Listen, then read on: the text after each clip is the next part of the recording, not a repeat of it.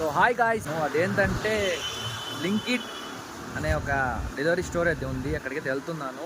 వెళ్ళినాక ఇంకా ఆర్డర్స్ ఎలా ఉంటుంది, కష్టాలు ఎలా ఉంటాయి, ఎంత దూరం ఉంటుంది, నేనైతే ఫస్ట్ టైం చేయబోతున్నాను. అది కూడా వాళ్ళ కష్టాలు ఎలా ఉంటాయి అనేది మీకు ఈ వీడియో చూపిస్తాను.